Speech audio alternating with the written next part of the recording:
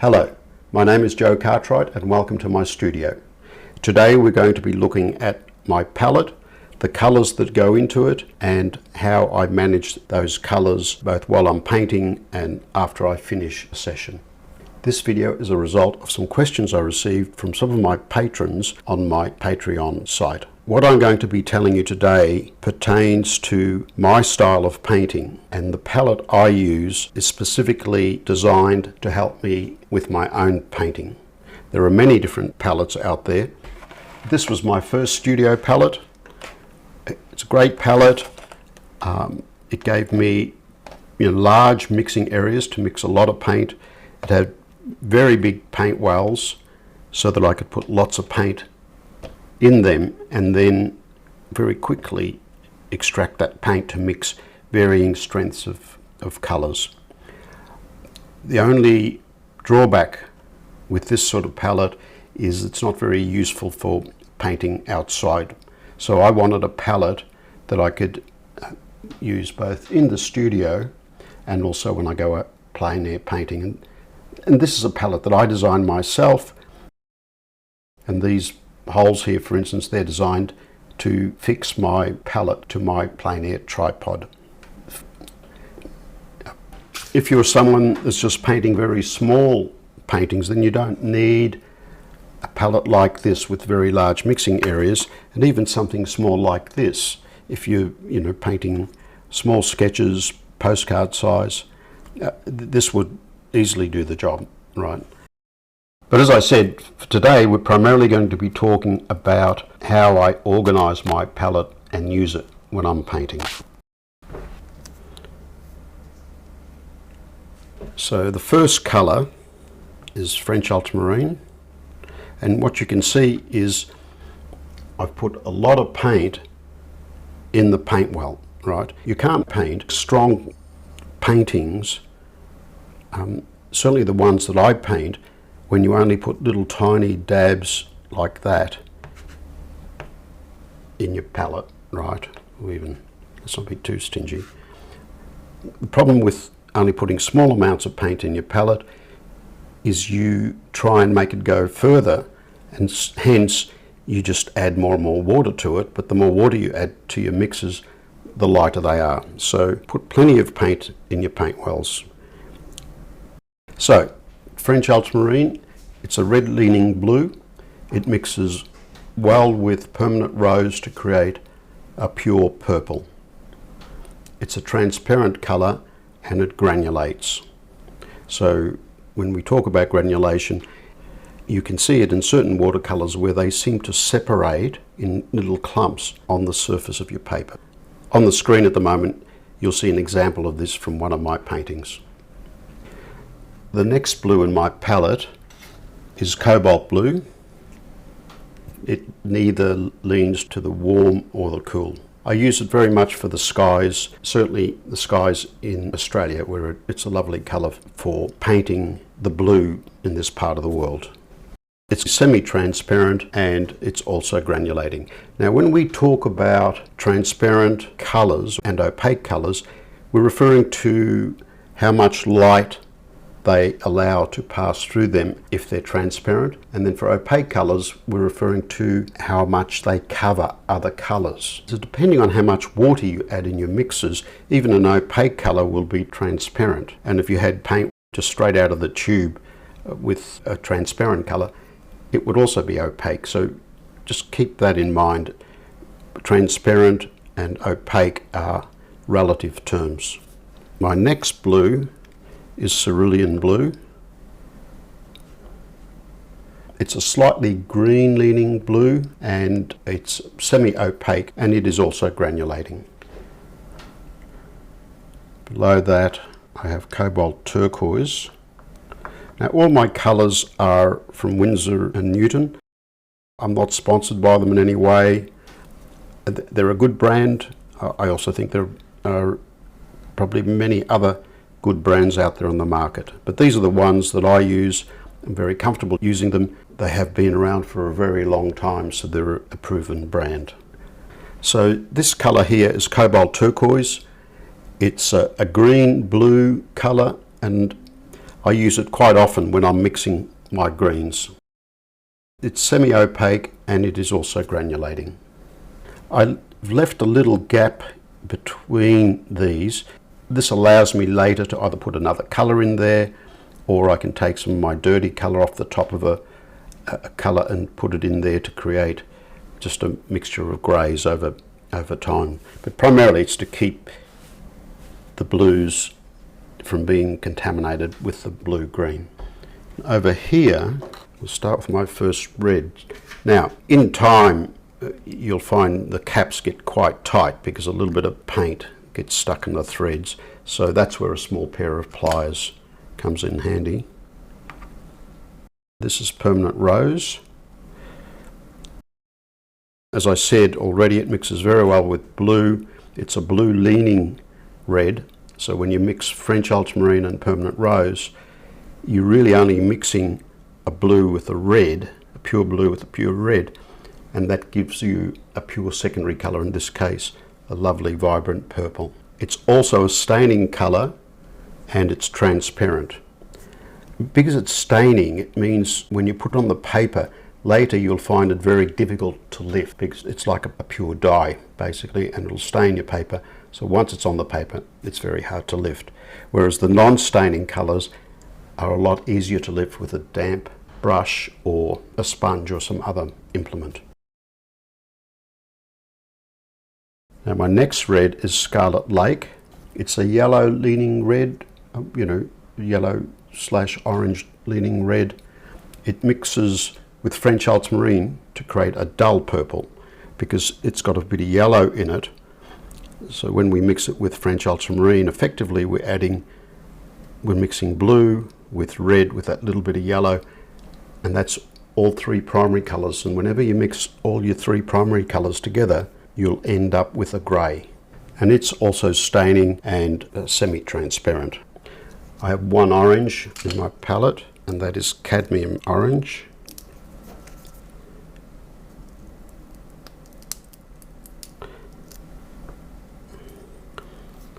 So cadmium orange is an opaque pigment, but in very weak mixes it can also be quite transparent. And one of the areas that I use it in is to represent the warm glowing light from bright sunlight onto a white surface, like the wall of a lighthouse, for instance. And obviously I also use it in sunrises and sunsets and many other areas. I have two yellows in my palette. The first one is cadmium yellow, a slightly red leaning yellow. It's staining and it's also opaque. I sometimes use it in sunsets and sunrises. At times I might use it to mix certain greens, and in nocturnal scenes it can be useful if I add a little bit of gouache to it, white gouache, and use it to hint at distant lights in the painting. The other yellow in my palette is Aureolin. It's a slightly green leaning yellow, so it's a coolish yellow, and when you mix it with cobalt turquoise you can come up with some very vibrant greens. So if I want a bright green, I'll usually start with Aureolin and add some turquoise to it, and then I can modify it with, say, French Ultramarine or Royal Umber, which we haven't discussed yet. You can replace Aureolin with Winsor Lemon. Any slightly green leaning yellow should work. And it's staining and transparent, but I haven't found it as staining as, say, the Permanent Rose. So we have our blues, our reds, the orange and the yellow. I don't change the placements because that way in time you just automatically go to a colour, right? It's a bit like typing. Once your fingers know where a letter is, you don't even have to think and you just go to it. Big mistake I've seen some students make is they'll put paint in one paint well, say a blue there and a blue here and a yellow here and another yellow there and a red here and a red over here, and that's just too confusing, right? This way it's very easy to get to the colour you want, and you're limited to a very small number of colours to mix with, so you can get to know them well. And now this is something else you must keep in mind.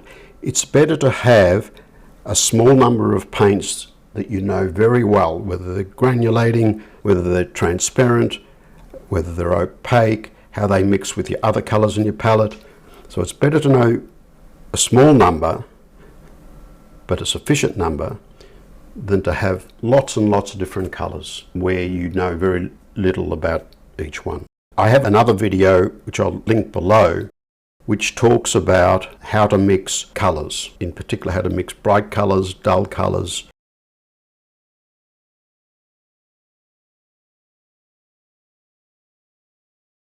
So my earth colours, first one is raw umber. And again, notice how much paint I put in my palette.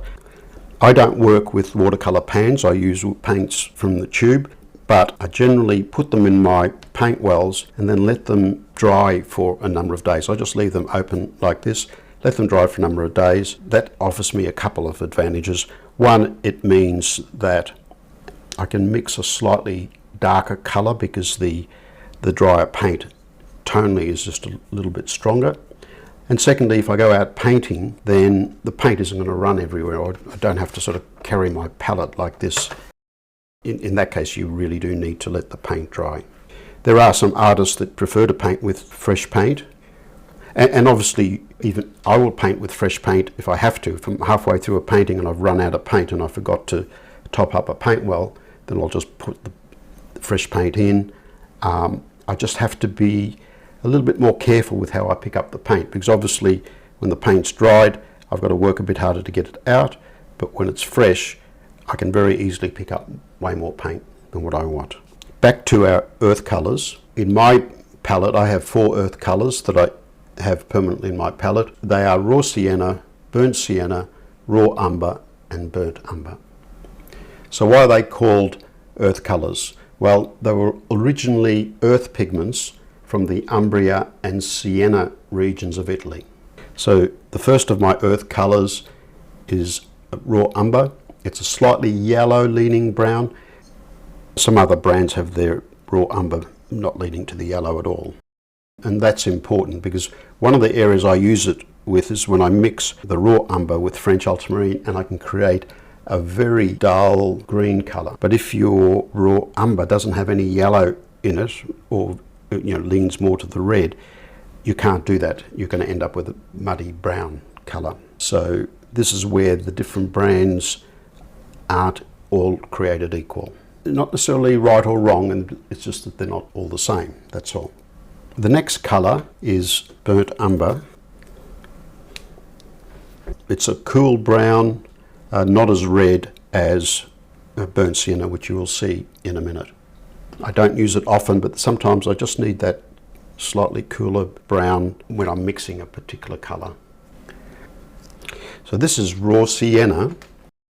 It's a lovely transparent yellowish brown, and it granulates. Sometimes you can use it in place of one of the yellows, especially if you're trying to mix a duller version of a colour that you mix with the yellow. And my 4th earth colour, this is burnt sienna. There probably isn't a painting I do that I don't use it in. It's a lovely orangey brown colour. It can be mixed with French ultramarine to produce a near black, and it's transparent.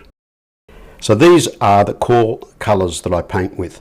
I have a few colours that are a bit more specialist in nature. One of them is neutral tint. It's a near black, slightly warm leaning opaque colour. I honestly rarely use it. Where it comes in handy is if you're, say, painting a panda. And one of the exercises I do with my new students sometimes is I get them to paint a panda, and that's one of the times when I'm happy to use a pure pigment, because the only other way I can mix this colour or colour similar to it is with French ultramarine, burnt sienna, and a tiny bit of permanent rose, but they will separate when I'm painting.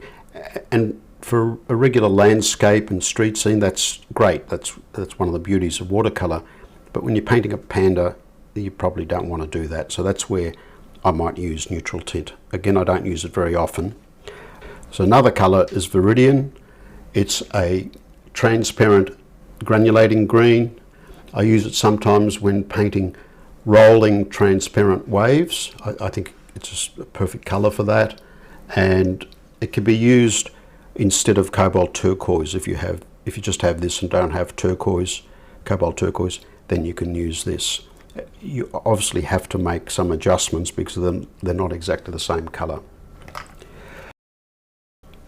And the last tube I use from time to time is not technically a watercolor, though it's a water-based pigment, and it's just white gouache.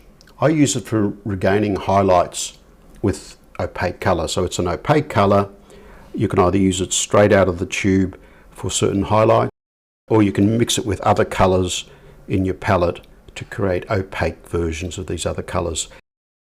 It turns them into a bit more of a pastel looking color, however, so you do lose some of that beautiful transparency of watercolor, but if you need to use it, go ahead and use it. Another area where it's useful is in a landscape painting when I want to represent smoke coming out of a chimney.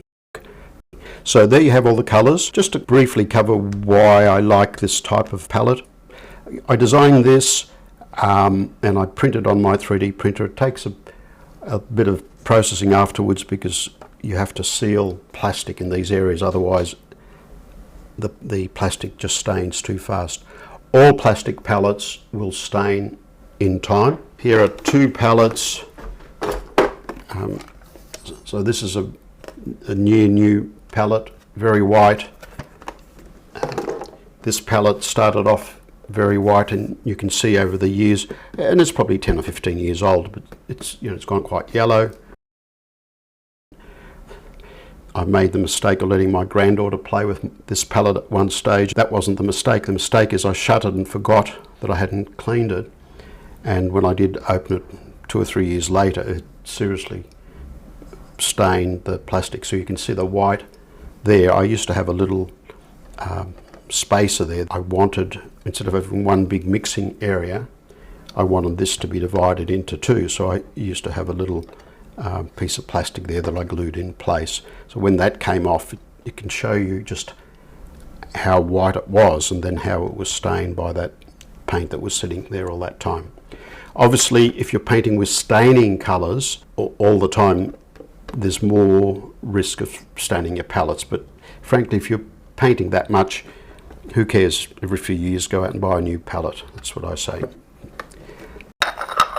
So just briefly, other options you can have. Something like this. These are ceramic palettes, and I find they're useful for mixing some other color. Like this allows me to paint 98% of my paintings.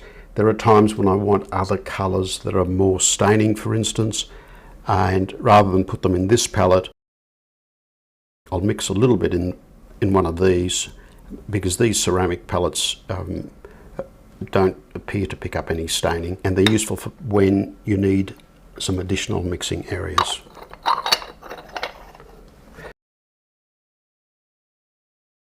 Generally, when you're starting a new painting, you're dealing with big shapes first, so you want to mix lots of color. So that's why I have this, I designed this palette so I can mix lots of paint, and it then allows me to paint very quickly when I'm painting. So in addition to having room for mixing lots of paint, as you can see, I also have quite reasonable sized paint wells so I can put lots of paint into them. Let me bring out a palette I'm using for a painting at the moment.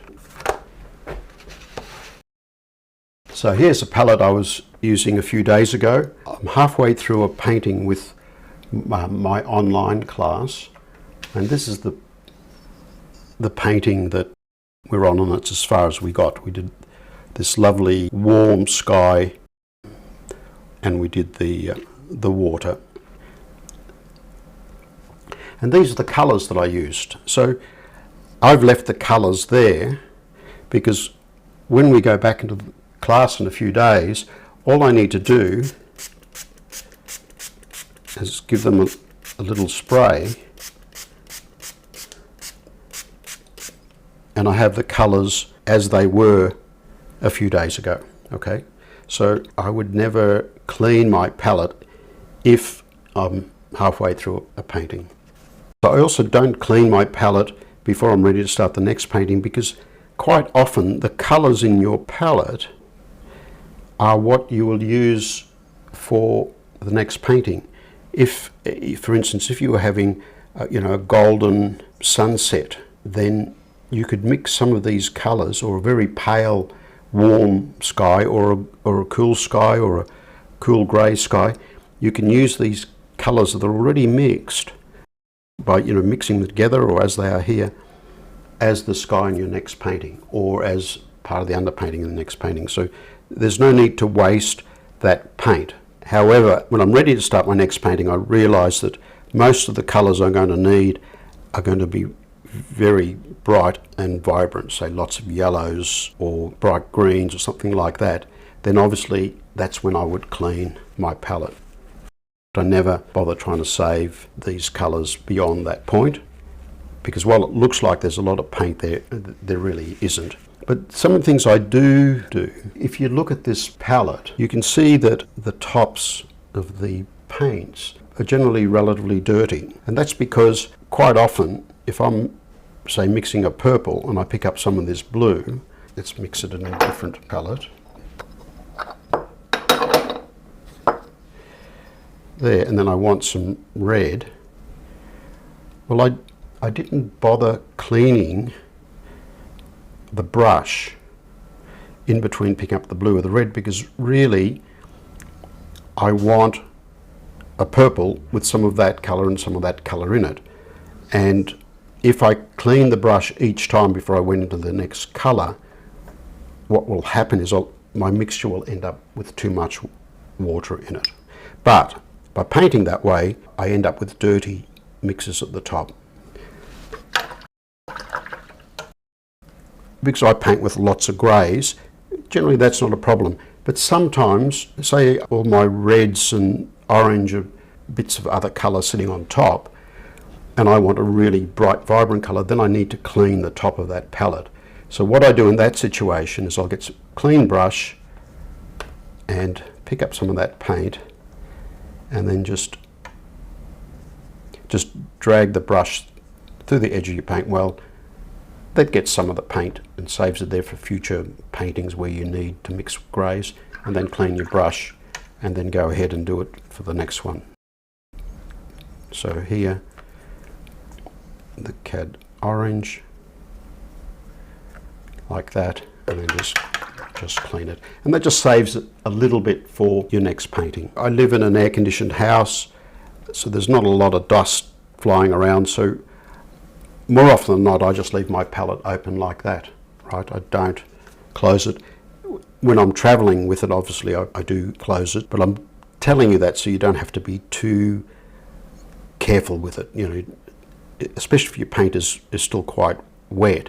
If you fold it, all the paint's going to run into each other or flow out of your paint wells. If you've gone away and you really just did leave your palette open for even a week at a time, and there's colours you haven't been using for a while, and you'd like to get them freshened up a little bit, all you need to do is get a spray bottle and just give them a little spritz of water like that. And then when you're ready to paint, the paint will come out of the paint wells much easier. But these are things that you learn according to your style or how you want to paint and what you do with your paints. If you found this helpful, please give it a like. And if you haven't yet subscribed to my channel, please do so. And if you're able to, consider supporting me on Patreon. I look forward to seeing you for the next one.